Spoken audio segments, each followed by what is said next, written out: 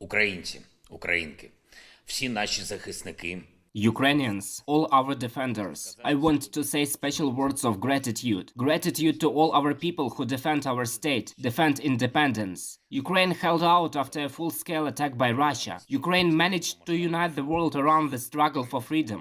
Ukraine managed to liberate a significant part of the territory the Russian troops invaded. Ukraine liberates people from Russian captivity. And Ukraine managed to change the course of the war so that every occupier, even the most inadequate one, felt that we can win and we are moving towards victory. I'm thankful to everyone who fights and works for this, for the sake of our victory. It is precisely to the fact of Ukrainian strength that the leadership of Russia reacts, changing tactics and trying to draw even more Russian citizens and resources into the war. Russia's decision on mobilization is a frank admission that their regular army, which has been prepared for decades to take over a foreign country, did not withstand and crumbled. And now, due to mobilization, Russia's war against Ukraine for the majority of Russian citizens is not something on TV or on the internet, but something that has entered every Russian home. On September 22nd, I've held a meeting of the staff of the Supreme Commander-in-Chief. The questions are clear: front line, provision of our military,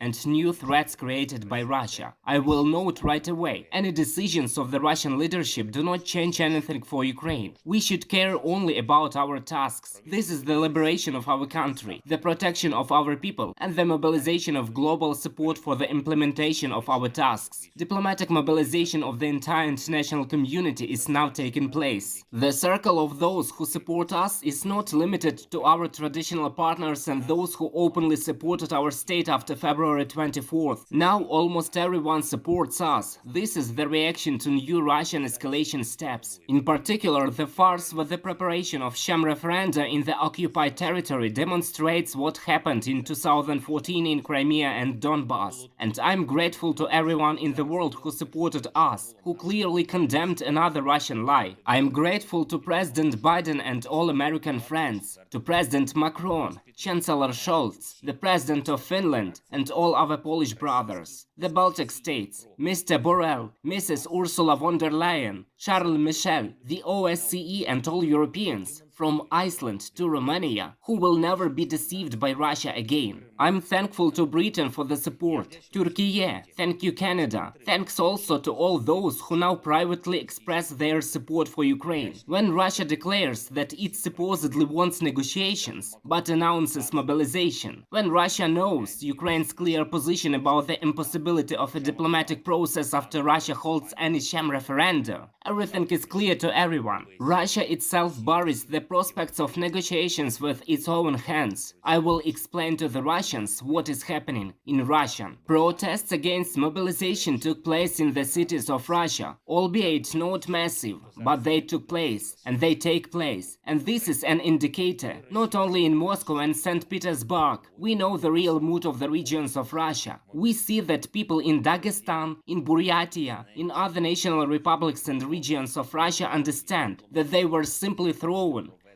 to death. Why, for example, Dagestanis or anyone else should die in the Kharkiv region or near Donetsk because one person in Russia decided so? For all the citizens of Russia, there is no other reason. That's what he wants. You are already accomplices in all these crimes, murders and torture of Ukrainians because you were silent. Because you are silent. And now it is time for you to choose. For men in Russia, this is a choice to die or live, to become a cripple or to preserve health. For women in Russia, the choice is to lose their husbands, sons, grandchildren forever, or still try to protect them from death, from war, from one person. Just think about the number of people they want to take away. We know for sure that the conscription letters for 300,000 people were printed and signed in advance, even before this decision on mobilization appeared. Our intelligence has proven it, but the Russian leadership is preparing to take up to 1 million men into the army. This is the key thing they are now silent about. We know that they will take everyone indiscriminately, not only the military in the reserve,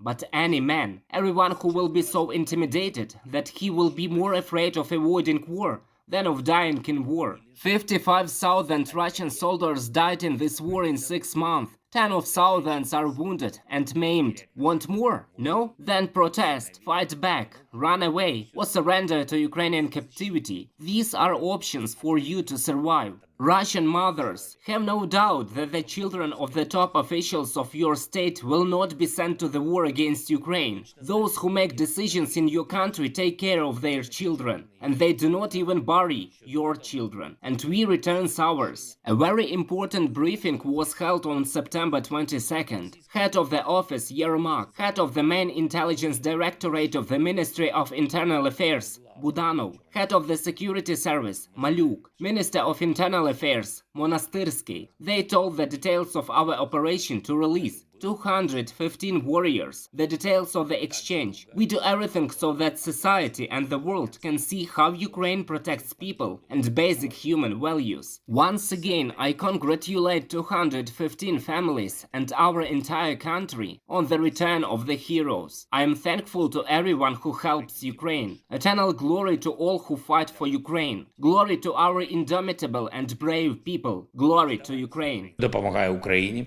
Вічна слава усім, хто воює за Україну. Слава нашому незламному і сміливому народу. Слава Україні!